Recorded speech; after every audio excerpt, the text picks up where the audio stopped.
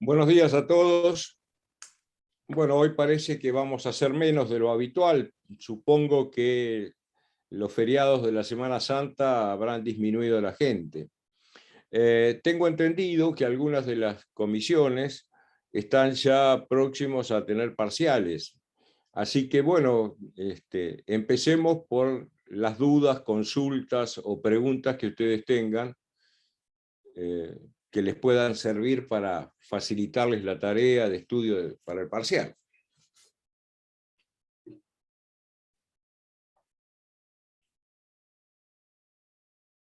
Bueno, parece que han estudiado mucho, nadie tiene preguntas.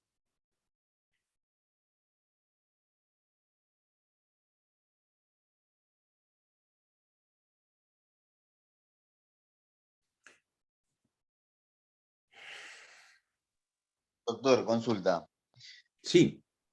Vargas, se me complica un poco con el tema del libro El romano, la tierra y las armas, en cuanto a lo que es el latín o por ahí algunos autores. Mira, No. yo lo había comentado en la clase inaugural. El latín no tiene trascendencia en la materia. A veces no tenemos otro remedio que emplear expresiones o palabras latinas porque no hay una adecuada traducción, o la traducción que correspondería no es lo suficientemente adecuada para entender el fenómeno. Yo suelo poner un ejemplo, ¿no? En Roma hay un delito que se llama furtum. El furtum traducido sería hurto. Ahora bien, ¿qué es lo que pasa? Los delitos tienen una tipificación, tienen un tipo. ¿Qué es esto del tipo? Es, diríamos, la explicitación de cuál es la conducta que aparece sancionada. Entonces, a veces, como ocurre entre el furtum y el hurto, no hay una coincidencia en la tipología. Entonces, por lo tanto, decir hurto en lugar de furtum estaría provocando un error. ¿Cuál error? Y que, por ejemplo, en el furtum romano están comprendidas figuras que no están comprendidas en el actual hurto. Por ejemplo, cosas que hoy serían estafa, en Roma entraban dentro de la categoría del furtum. Entonces, si nosotros decimos hurto por furtum, estaríamos cometiendo un error. Lo mismo con lo que se llama la injuria o injuria. Hoy tenemos la figura de injuria, pero no es la misma que lo que era la injuria romana, porque, por ejemplo, la injuria romana contemplaba lesiones físicas, cosas que hoy están en el delito de lesiones. Por eso, en esos casos, utilizamos la expresión porque la traducción no sería totalmente adecuada. Otro motivo es que a veces son nombres propios, entonces no se puede traducir. Por ejemplo, cuando uno toma, pongamos por caso la tutela, hay acciones, es decir, formas de reclamar que tienen un nombre propio. Por ejemplo, hay una acción que se llama rationibus distraendi.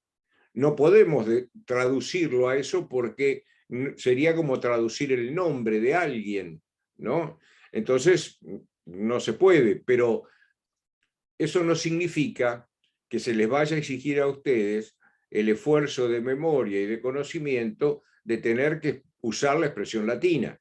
Si ustedes se van a referir a esa acción, pero no se acuerdan que se llama rationibus distraendi o no saben ni siquiera cómo escribirlo, con tal de que describan en qué consiste la acción, es suficiente.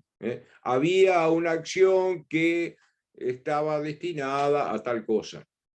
Y entonces, en ese caso, aunque no se acuerden el nombre, si ustedes dicen quién era el que tenía la acción, contra quién se tenía y para lograr qué, es suficiente, aunque el nombre no esté.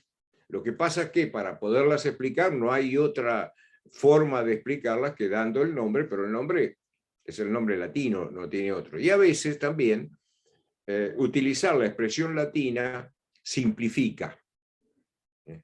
Por ejemplo, pater familias. La traducción sería padre de familia, pero en Roma no todo padre de familia era pater familias, como habrán visto ustedes si ya estuvieron viendo Persona. Y entonces,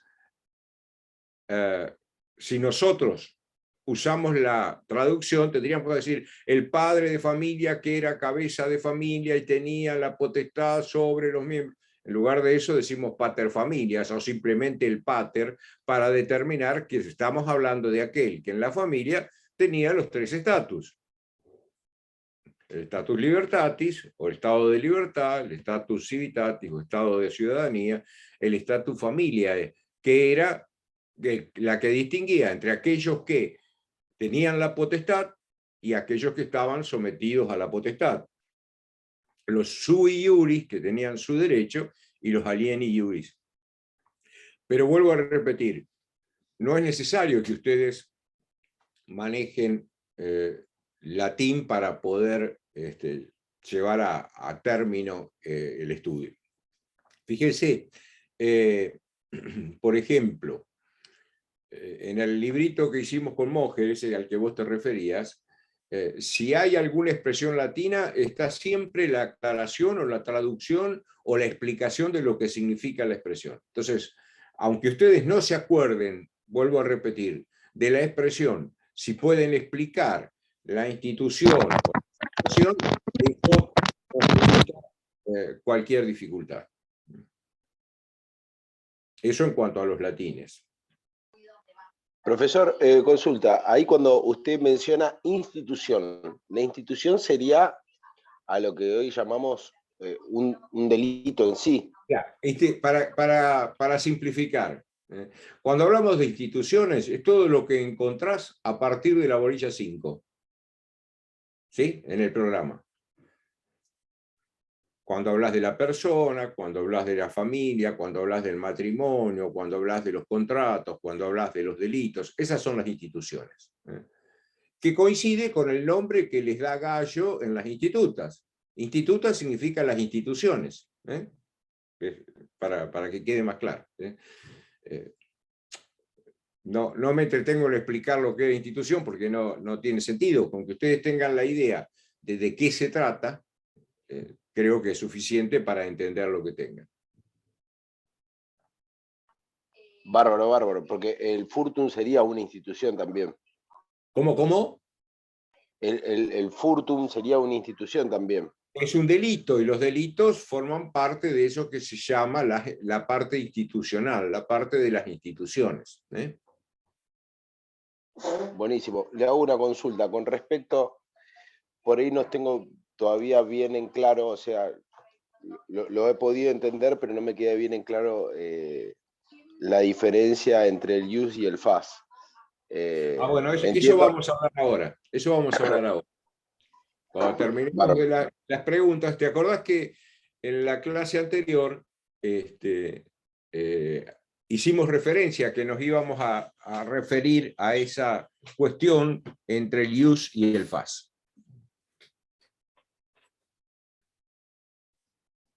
¿Alguna otra duda o pregunta?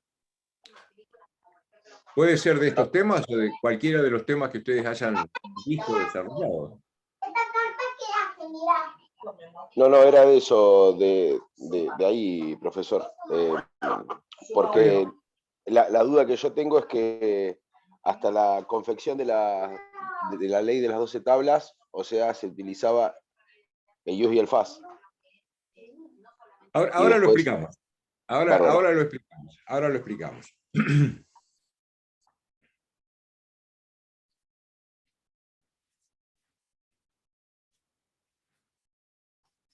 ¿Alguna otra duda?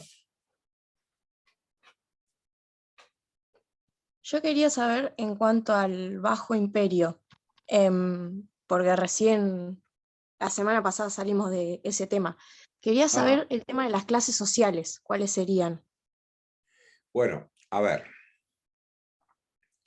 El concepto de clases sociales es un concepto moderno. En Roma no vamos a encontrar clases sociales como tales. La primera distinción que se hace en esto es la que viene de antiguo. Los romanos hablaban el Senado y el pueblo de Roma, con lo cual nos están marcando una cuestión. Otra cuestión es el tema de quiénes son libres y quiénes son esclavos, que también plantearía algo parecido a lo que podríamos hablar de clases sociales. Pero en Roma más bien lo que vamos a tener es aquellos que tienen la plenitud de los derechos propios del ciudadano, entre los cuales están los derechos públicos y los derechos privados, eso lo habrán visto, lo van a ver en persona, y por otro lado aquellos que carecen de esa situación, ya sea porque son extranjeros, ya sea porque están en una situación particular que no les permite no les otorga determinadas facultades o funciones.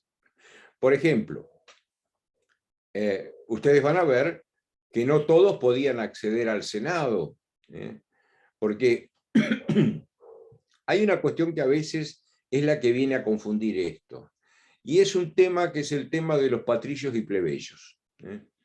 Porque normalmente se hace la simplificación pensando, los patricios son los ricos, los terratenientes, los que tenían muchos bienes, y los plebeyos son los pobres, los que estaban en una situación de indigencia o de pobreza. Y esto no es en absoluto así en Roma.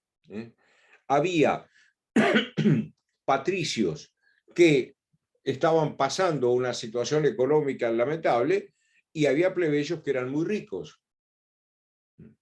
Fíjense, muchos de los patricios, que eran los que participaban más activamente de las campañas militares y demás, son los que se van empobreciendo, en tanto que los plebeyos, que se dedican al comercio más que a la política, son los que se van enriqueciendo. Con lo cual, hay un momento determinado en que la cuestión merece atención no tanto como para otorgar grandes beneficios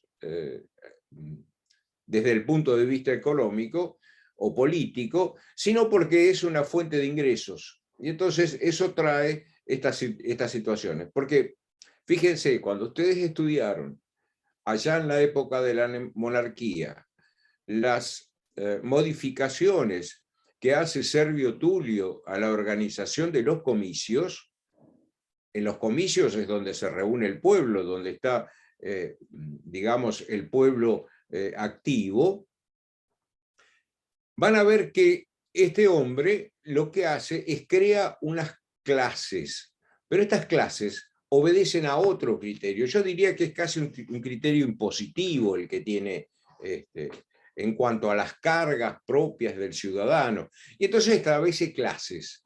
Estas clases, en realidad, están referidas a la capacidad económica que tiene el romano, y en virtud de esa capacidad se llega a la pertenencia a una de esas clases de Servio Tulio. Entonces, cuando se llega a eso, aquellos que aportan más a lo que hoy llamaríamos el Estado, en Roma diríamos que aportan más a Roma, al tesoro público, que aportan más en cuanto al ejército, estos van a tener una mejor situación respecto de los derechos públicos, y en tanto que aquellos que aportan menos van a tener menos significación.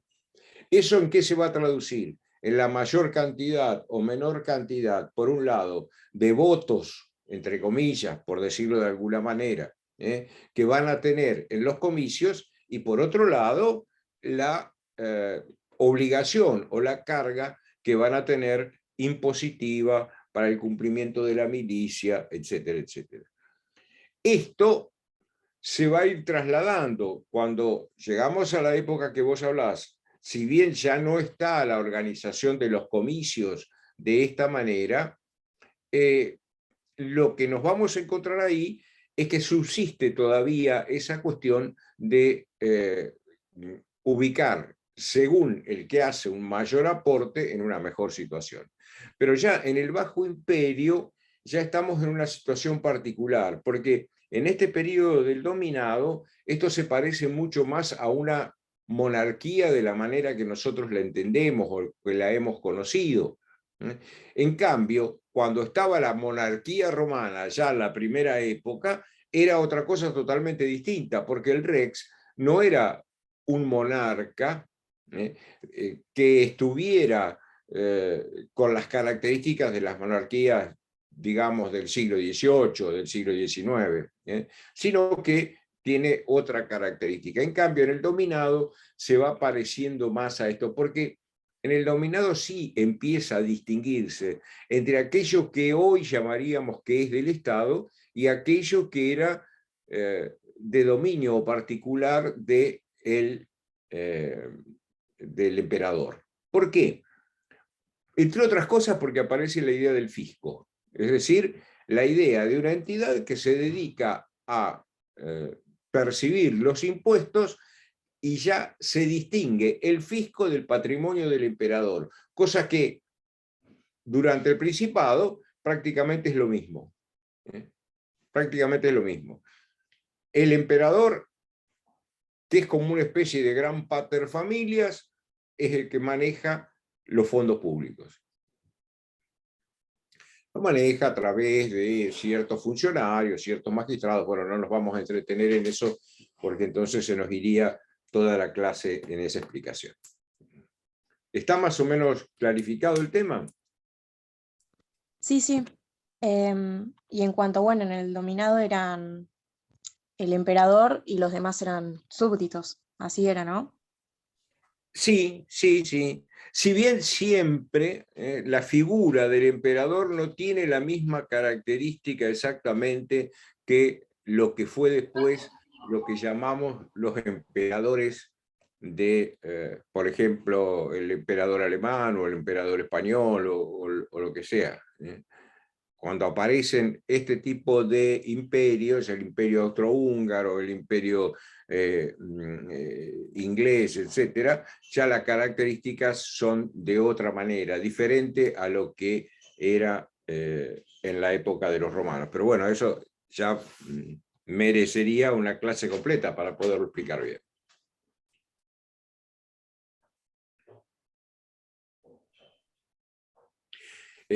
Para sintetizar un poco, el carácter de súbdito en la época del Bajo Imperio no tiene las mismas características que tuvo para los imperios decimonónicos en la historia. No es esa misma característica.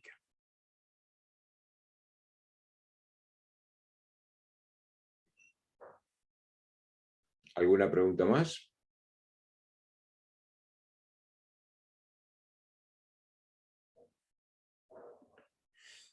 Bueno, vamos al tema entonces, porque si no se nos va a ir demasiado... Harold, lo tenemos ahí, un alumno que quiere hacer una consulta, Santi Borges, Sí. pero no puedo activar su micrófono, a ver si él puede.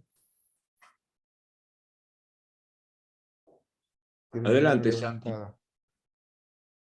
Santiago. Le veo la manito, pero no lo escucho. Tiene silenciado el micrófono. Sí. Bueno, acá está autorizado para activar su micrófono, así de cuando quiera.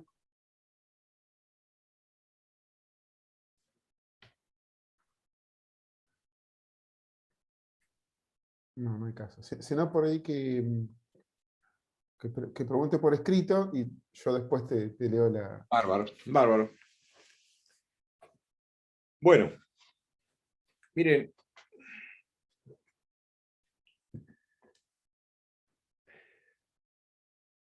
a veces para entender un poco esto de las instituciones, tenemos que hacer referencia a cuestiones que aparentemente no tienen demasiada conexión y sin embargo nos pueden ayudar a entender cómo era esta cuestión. Los pueblos en general tienen una idea que generalmente está representada con una expresión, un vocablo, una palabra, que un poco nos ayudan a entender cuál era la idiosincrasia de ese pueblo.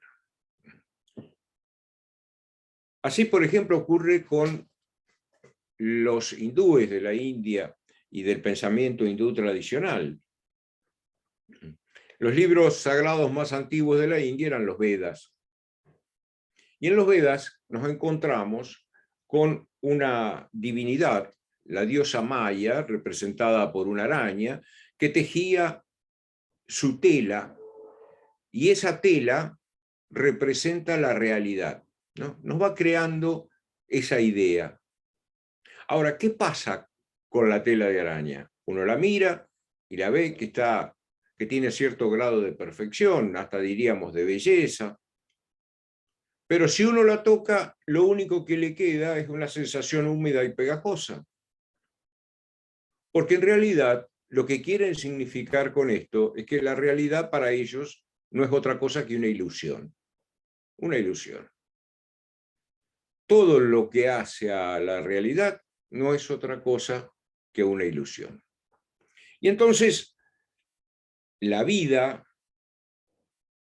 el desarrollo de los días, aparece influido por esta idea de que la realidad es una ilusión. Fíjense, del nombre de esta divinidad, Maya, viene la palabra magia de nuestros días. ¿Y qué es la magia? Una ilusión que nos hace ver lo que se pretende mostrar, pero que en realidad no es lo que se ve, no es lo que realmente ocurre. Esta sería la idea de lo que es la realidad. Profe, ¿le puedo hacer una consulta? Ahí recién me dejó activar el micrófono. A ver. Yo me acoplé a su cátedra hoy. Yo estaba cursando en la cátedra 1 y le quería consultar cuáles fueron las bolillas que vieron con usted para saber qué es lo que ya vi y qué me tengo que fijar.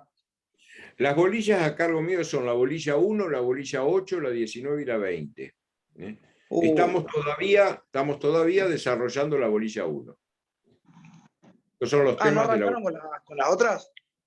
¿Cómo? ¿No arrancaron con las otras todavía? Las comisiones se van dando clases de las otras bolillas. De las bolillas a partir de estas que no son las que están a cargo mío, se dan en las comisiones. Ahí van, por ejemplo, recién estaba comentándome Marco que ellos han desarrollado ya la bolilla de persona, la bolilla de familia. Cada comisión va desarrollando las diferentes bolillas a cargo del profesor que está al frente de la comisión, de acuerdo al organigrama que cada uno organiza en su comisión y de acuerdo a las clases que haya tenido con sus alumnos. O sea que a lo largo del cuatrimestre con usted vamos a ver la bolilla 1, la 9, la 1, 8, 8, y la 19, 20 y algún tema que los adjuntos me pidan que desarrolle. Listo, profe, perfecto. Muchas gracias. No, de nada. Bien, seguimos. Para acercarnos.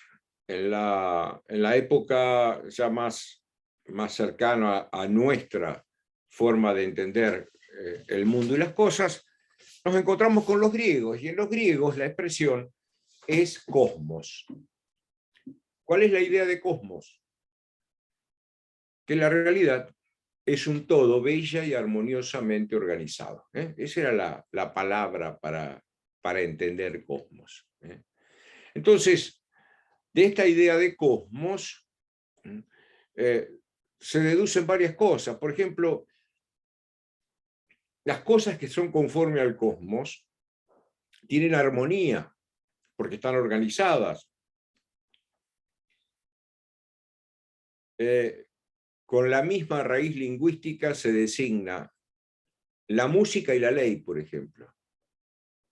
¿Por qué? Bueno, porque la idea es que así como la música es la armonía de los sonidos, en la ley nos encontramos con la armonía de la sociedad. Cuando llegamos a los romanos, curiosamente, la expresión que más puede identificarnos a estos efectos es ius. Ius, que ya hemos desarrollado el tema, va teniendo diferentes contenidos sin perder el contenido originario, que por lo menos al inicio estaba marcado, remarcado, por la idea de las formalidades de los ritos. La posición que alguien tenía, jurídicamente hablando, era la consecuencia de haber cumplido determinado tipo de formas, de haber cumplido ciertas formalidades, y eso es lo que colocaba a alguien en una mejor situación respecto del resto. Esto, llegar a esa óptima situación o recuperarla cuando se la había perdido, era lo propio del ius. Si yo realizaba el ritual, si yo realizaba las formalidades, pronunciaba las palabras y los gestos que eran necesarios para lograr una posición jurídica, yo obtenía esa posición jurídica. ¿Por obra de qué? De la formalidad. Así, por ejemplo, si yo cumplía, decía las palabras precisas, hacía los gestos necesarios, establecía una relación contractual con otra persona de la cual se iban a suceder, como efecto de la concreción de ese contrato, se iban a suceder una serie de obligaciones, una protección jurídica, etcétera, etcétera. Es decir, ¿qué era lo que me ligaba? ¿La voluntad o exclusivamente la voluntad de quedar ligado por un contrato? No. Recién cuando aparecen los contratos llamados consensuales, ya lo van a ver cuando vean contratos, diríamos que basta con el acuerdo para que haya contrato. Hasta ese momento, para quedar ligado por una relación contractual, lo que era necesario era cumplir con la formalidad adecuada. Es la forma la que tiene la potencia de colocarnos en una situación jurídica determinada. Ahora bien, miren ustedes, esto hoy nos puede parecer bastante extraño, porque el cumplimiento de la formalidad aparece algo así como la palabra mágica que logra que se produzca un hecho, y esto nos puede parecer a nosotros totalmente arcaico y fuera de lugar. Sin embargo, todavía hoy, en una serie de situaciones jurídicas, instituciones jurídicas, aparece el cumplimiento de la formalidad como necesario para lograr una posición jurídica. El ejemplo más claro sería adquirir un inmueble. Porque para adquirir un inmueble no basta que se pongan de acuerdo el comprador y el vendedor, no basta con que se pague el precio, no basta con que el vendedor le entregue el objeto al comprador. Es decir, por ejemplo, le dé la llave para tener el acceso a la casa. Es necesario, para ser propietario y tener los derechos propios de un propietario, que se haga una escritura pública, se inscriba en el registro de la propiedad, y entonces recién ahí nos transformaremos en propietarios. Si yo firmo un boleto de compraventa para una casa, o respecto de una casa, eso no me hace dueño. Me da el derecho a exigir la escritura y la inscripción para transformarme en dueño. Fíjense ustedes, aquí ven el paralelismo con aquello que decíamos del ius de los romanos. Esto fue así a través de la historia de Roma. Ahora, este concepto de ius no lo podemos tomar aislado y en un momento determinado, sino que tiene toda una evolución. Y de esa evolución del ius es donde nosotros vamos a encontrar variaciones o variantes.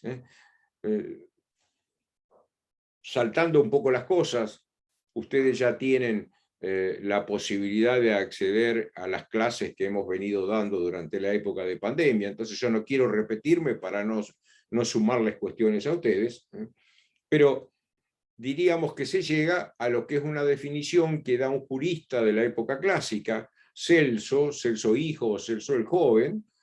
El padre también había sido un jurista destacado, y Celso dice que el ius es el arte de lo bueno y lo equitativo.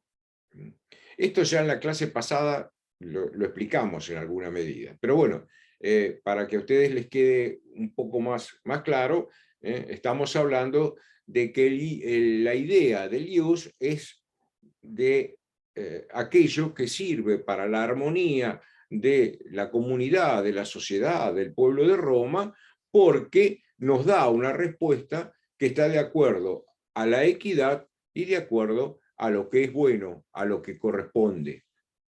Esta sería un poco la idea del use. Ahora bien, esta expresión use va acompañada siempre de la idea del fas. Ustedes van a ver, según el manual que tengan, que hay diversas interpretaciones. En una época hubo toda, diríamos, una tendencia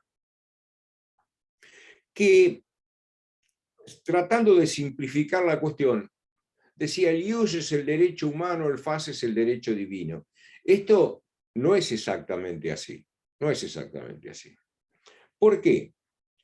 Porque tanto en uno como en otro hay componentes que podrían ubicarnos o situarnos en situaciones distintas. El ius tiene un origen, como ya lo vimos, en la actividad de los pontífices. Los pontífices son los primeros que se ocupan del ius, y los pontífices eran sacerdotes, y las formas o fórmulas que utilizan para el derecho tienen las mismas características que las que se utilizaban para la religión. Entonces, hay una cercanía ya en origen de lo que es el ius con lo religioso. Además, cuando los romanos se refieren a determinado tipo de derechos, que son derechos que tiene, por ejemplo, un ciudadano romano, dicen ius, no dicen fas, aunque tengan un contenido religioso. Por ejemplo, ustedes si vieron la parte de persona, habrán visto que los ciudadanos romanos tenían un derecho que les permitía acceder a los colegios sacerdotales, el ius sacrorum. No dicen fas sacrorum, dicen ius sacrorum. Es más, cuando, diríamos, regulan algunas cuestiones de culto, hablan del ius religiosum, es decir, el ius, entre comillas, con todo lo que ya hemos aclarado, el derecho religioso, el derecho que tiene que ver con la religión, aparece ligado a la expresión ius. Por lo tanto, en ius hay un contenido que excede lo simplemente humano. Por eso esta diferenciación entre lo humano y lo divino de ius y de fas no es del todo adecuada. En primer lugar, hay que destacar que no se trata de conceptos opuestos o contrapuestos. Son complementarios. Los romanos tenían una expresión, ius fasque est, el derecho y el fas son, que significa que van juntos, que uno necesita del otro porque se completan y se complementan. En este sentido, ¿qué es lo que se encuentra en el fas? En las raíces etimológicas, que siempre son útiles para entender las instituciones, vamos a encontrar que fas estaría derivando de una expresión da o va, que viene también de la India, y esta expresión hacía referencia, entre otras cosas, hacía referencia a la silla o el asiento, el trono. Ahora, el trono no es cualquier silla o cualquier asiento, es el lugar donde se asienta, se sienta aquel que tiene autoridad y que tiene poder para tomar decisiones. Fíjense, yendo a una cuestión mucho menor a esto, cuando los magistrados que pertenecían a las magistraturas curules iban a ejercer sus funciones, llevaban o se hacían llevar por algún esclavo una silla, la silla curul, que en realidad era una especie de silla de tijera, parecida a las que se suelen usar en la playa, que se abría y él se sentaba allí para cumplir sus funciones. Esto era simplemente para estar cómodo. En alguna medida puede ser, pero era fundamentalmente para indicar que estaba ejerciendo funciones, que no era lo mismo lo que él dijera o resolviera allí, que si lo resolvía o lo comentaba con un grupo de amigos, en una fiesta o donde fuere. Esta silla, esta sede, es el lugar donde se asienta en ese momento la autoridad del magistrado para ponerse a resolver las cuestiones que le son propias. Es decir, faz aparecería en ese sentido como la sede, el asiento, el sostén de la autoridad. Fíjense, hoy día seguimos utilizando la expresión sede en un sentido parecido, aunque no sepamos de dónde viene. Pero nosotros sabemos decir la sede de una empresa. No nos estamos refiriendo a las sillas que tiene una empresa, nos estamos refiriendo al lugar donde tiene el asiento para sus negocios. Hablamos la sede del Poder Ejecutivo. No nos estamos haciendo referencia exclusivamente al sillón de Rivadavia. Estamos haciendo referencia a dónde tiene su asiento, a dónde está apoyada la autoridad de un magistrado, en este caso de un presidente. Bien. Para entenderlo a lo mejor un poco más claro, conviene irnos a lo que los griegos, cómo los griegos personificaban la justicia, ¿no? Los griegos la personificaban a través de dos divinidades. Temis y la hija de Temis con Zeus, que se llamaba Dike. ¿Quién era Temis? Temis era la divinidad que había establecido el orden de acuerdo al cual funcionaba el cosmos. Es decir, había establecido el orden del universo. Esto se aplicaba a diversas cosas. Por ejemplo, aparece referido a el orden de las estaciones. Hay primavera, hay verano, hay otoño, hay invierno y otra vez la primavera, y este orden responde al orden establecido por Temis. Hay una mañana, hay un mediodía, una tarde, una noche y una nueva mañana. Esto es conforme al orden de Temis. De la misma manera también, de acuerdo al orden de Temis, hay una estructura en la vida de los hombres. Ahora bien, ¿qué ocurría? Ocurría que a veces ese orden era alterado por alguna conducta o alguna situación entre los hombres. Por ejemplo, podía ocurrir que alguien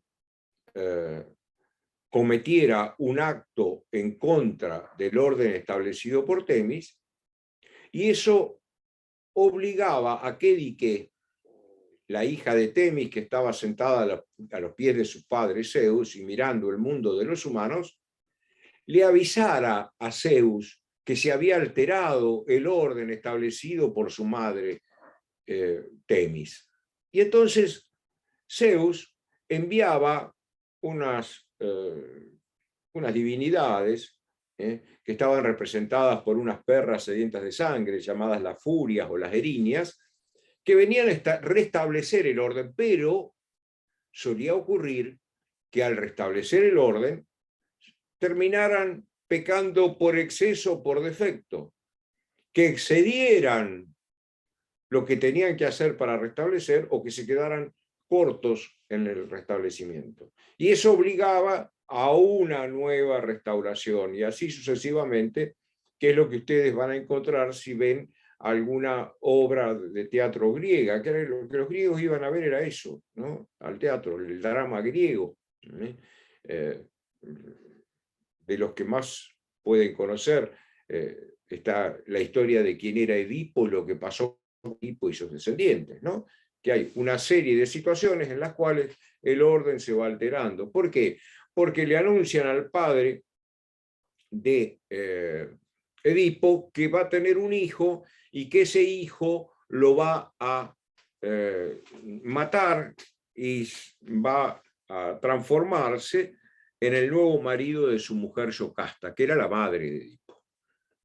Entonces este rey ordena que Edipo sea abandonado para que sea víctima de las bestias feroces, ¿no? El encargado de hacer esto se apena por la criatura y la entrega a unas personas que lo crían como si fuera su hijo, hasta que este Edipo decide volver a la ciudad, a Tebas, y en el camino se encuentra con un carruaje que lo arrolla, se enoja, se pelea y termina matando a quien iba en el carro, que resulta no ser otro que su padre el rey. Llegado a Tebas, es sometido allí a una especie de adivinanza, que aquel que la resuelva va a ser elegido rey, él la resuelve, lo hacen rey, y como rey se une a la reina, que no era otra que su madre. Cuando se entera de esto,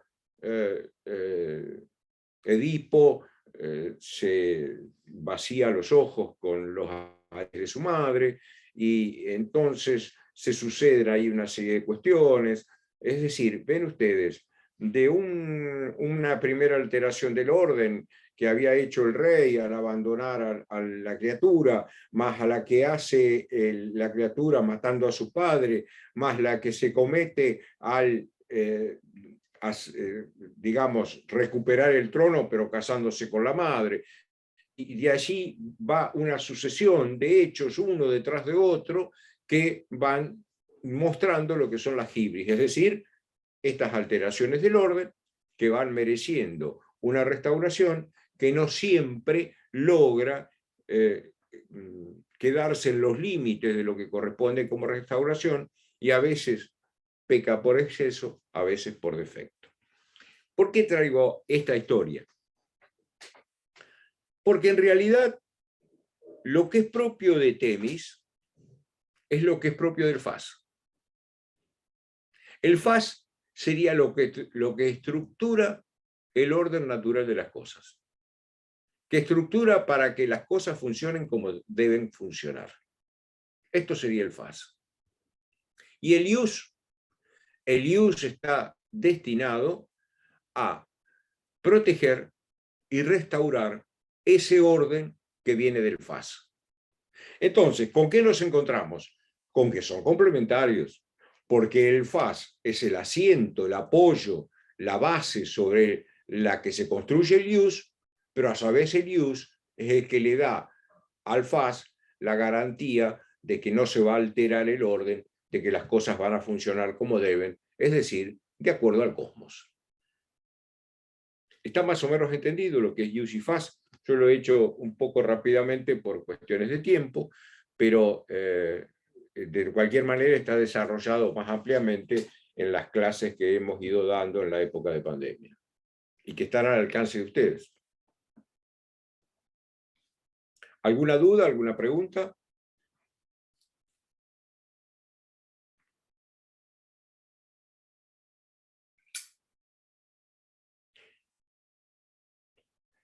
Tengo entendido que algunas comisiones ya están con los parciales, decía al inicio.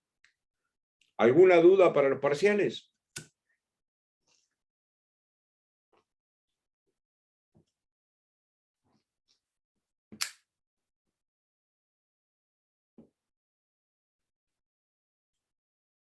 Bueno, brevemente. Profe, disculpe, Sí. tardé en No, por favor. conectar el micrófono. Buenas Bien. tardes. Le quería consultar, ¿usted también participa en la corrección de los parciales? Para preguntarle qué criterio va a tener si corrige. como yo expliqué en una de las clases anteriores,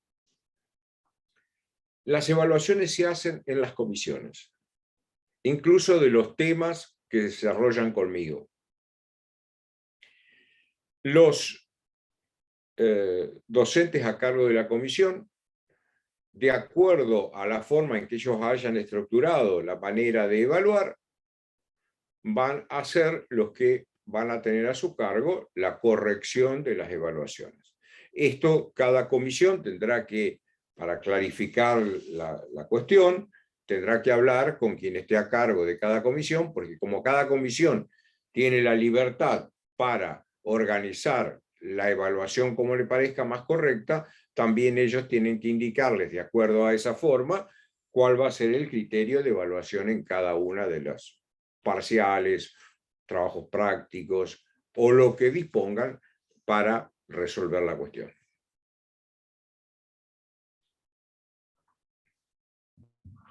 Gracias. De todas maneras, si hubiera duda con alguna de las evaluaciones que se hagan en las comisiones, siempre existe la posibilidad de la consulta de los adjuntos, como así también de consultar con el titular en su caso. ¿Por qué no les puedo dar un criterio? Porque hay quien lo toma escrito, hay quien toma oral, hay quien algunas cosas son orales, hay para quien algunas cosas son escritas, hay quien hace trabajos prácticos, hay quien no hace trabajos prácticos, hay quien hace tareas de investigación de algún tema, hay quien no lo hace. Entonces, en cada uno de esos criterios que tenga cada profesor a cargo, corresponderá tener también una manera de evaluación.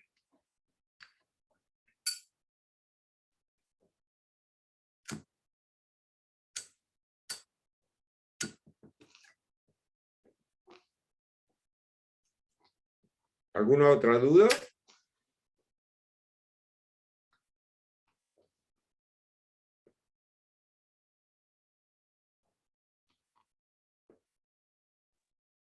Sí, profesor, yo quiero, por ahí me quedé más con esto del IUD y el FAS y cómo llegamos a la ley de las 12 tablas. O sea, en un inicio se llevan a cabo estas formalidades sostenidas por el IUD y el FAS, y en un momento determinado se formula la ley de las 12 tablas en el 454 a.C.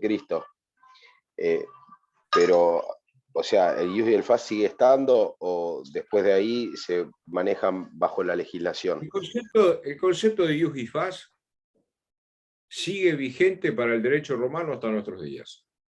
Eso está siempre. Con las adaptaciones que hemos ido señalando, que se van dando necesariamente por los cambios que se producen en la estructura social, política, económica, cultural, en los estilos de vida de Roma. Ahora, lo que tenemos que entender es que la ley de las 12 tablas no viene a modificar nada. La ley de las 12 tablas, en realidad lo que hace es poner por escrito lo que ya estaba sin estar escrito. Es más, la ley de las 12 tablas trata temas tan diversos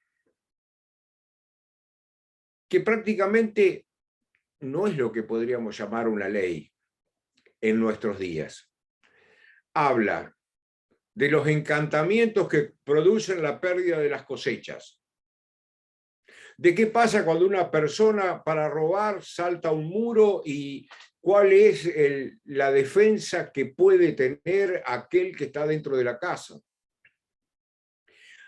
Habla de cómo se adquiere la propiedad o cómo no se adquiere la propiedad, a quién le corresponde la herencia, a quién no le corresponde la herencia, quién tiene que ser tutor, quién no tiene que ser tutor, en fin. Ahora, no deja de lado las formalidades que venían de la época en que las fuentes eran las mores maiorum. Es decir, estas mores maiorum, fíjense ustedes, una traducción aproximada de esta que es la fuente de derecho específica de la época arcaica, de la época de la monarquía, sería decir, como dice Cicerón, es la forma en que los antiguos solían conducirse. Esto lo está diciendo Cicerón, fíjense la época. ¿Y qué es lo que se quiere significar con esta expresión? Las formas en que los antiguos solían conducirse. Las formalidades. La manera en que se hacían las cosas.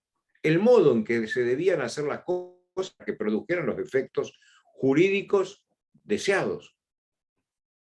Es decir, la ley de las 12 tablas, hay una serie de cuestiones. Por ejemplo, en algún texto aparece que los encargados de la ley, los magistrados que se llamaron los decemviros, para escribir las tablas de la ley, fueron a la Magna Grecia.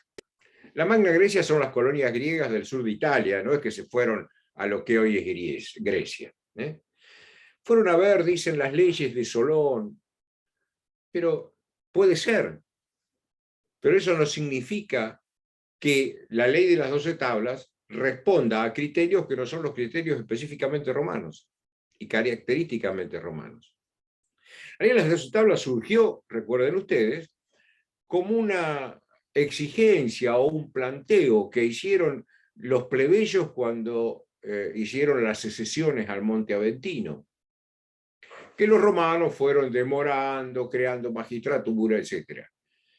Cuando sale la ley de las 12 tablas, es poner por escrito para que se sepa cuáles son esas formalidades o esos principios. Pero no vienen a hacer una gran modificación jurídica. No es que, digamos, cambió el Código Civil, como podemos decir ahora. Al contrario, la ley de las 12 tablas vino a reafirmar lo que estaba, vino a poner por escrito. Fíjense, la magistratura era los decemviri legibus scribundis. Los 10 varones para escribir la ley, para escribir, no para crear, no para inventar, para ponerla por escrito. Ese es el decemvirato. Y construyen la ley de las 12 tablas. Que curiosamente, las primeras 10 tablas de la ley la hace el primer decemvirato, en el que son todos patricios. Las últimas 2 tablas la va a hacer el segundo decemvirato, en el cual hay 2 plebeyos. Y curiosamente, es más favorecedora la parte de las 12 tablas hecha por el primer decemvirato que para los plebeyos, que no la del segundo, aunque ahí había plebeyos, es menos beneficiosa, por decir de alguna manera, que las primeras 10 tablas. Pero este es el esquema. Este es el esquema. No es que el ius y el fas fueron hasta la ley de las 12 tablas. No, al contrario. La ley de las 12 tablas es el derecho civil. Y este derecho civil es el ius. La ley de las 12 tablas no deja sin efecto las mores. Las mores siguen vigentes aún hasta el dominado, aun cuando van sufriendo las adaptaciones y cambios propios de cada momento y de cada época, y de las circunstancias de cada. Entonces, evoluciona así el concepto de ius. Se apaga el concepto de fas, sobre todo a partir del derecho romano-cristiano. Se apaga también un poco con la influencia del Imperio Bizantino, que tiene la cercanía con aquello que traen los griegos. Fíjense que en el Corpus Iuris, la mayoría de los textos estaban en griego. En latín hay menos que en lo griego. Porque eso era ya en la época del Imperio Bizantino, ya en los finales, en la época de Justiniano. Entonces, ¿ha cambiado? Sí, claro que ha cambiado la concepción. Ha cambiado el contenido de Dios y se ha cambiado hasta el parentesco en la familia. Se ha cambiado hasta la organización familiar. Se ha modificado sustancialmente lo que es el comercio y la actividad mercantil.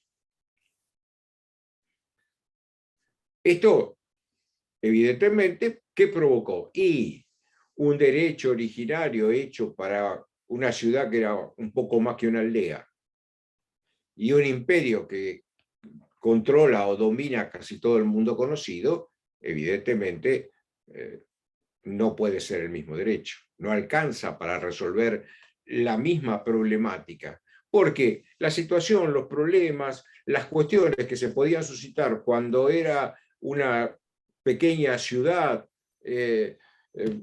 colocada entre las colonias griegas y las ciudades etruscas con poca significación, no va a servir ese derecho que se había dado para resolver los complejos problemas que hubo a partir de la construcción del imperio. Pero bueno, esto es lo que hace a la evolución del concepto de ius y de fas. Bueno, gracias, profesor. Entonces, sería así, en las mores majorum, ley de las 12 tablas y corpus ius civilis. No, pero entre medio tenés lo más importante, que es la respuesta de los prudentes, todo lo que está en el digesto. Porque en realidad, los que dicen, es decir, explicitan lo que es el ius, son los jurisprudentes. No es la ley, no, porque leyes prácticamente no hay en Roma. Si ustedes se fijan, la mayoría de las disposiciones, incluso en la época del imperio, que aparecen en las constituciones imperiales, que son las leyes de la época del imperio, las resoluciones que toma el emperador, entre comillas, las leyes del emperador, estas constituciones imperiales, muy pocas tratan de derecho privado, la mayoría son de cuestiones de derecho público. No hay muchas leyes en Roma. O sea, nuestra estructura mental, acomodada a la idea de un ordenamiento jurídico en el cual hay leyes y dentro de esas disposiciones hay categorías de cuáles son superiores, cuáles son inferiores, cuáles deben ajustarse a cuáles, no lo vamos a encontrar en Roma. El criterio es otro, la forma es otra, pero bueno, eso sería largo de explicar y seguramente ya lo han recibido ustedes en las comisiones. Bueno, ya estamos más que cumplida la hora, y como supongo que algunos tendrán que cursar algo presencial a partir de las 2 de la tarde, deberíamos cerrar acá, salvo que haya alguna otra pregunta que tengan ustedes.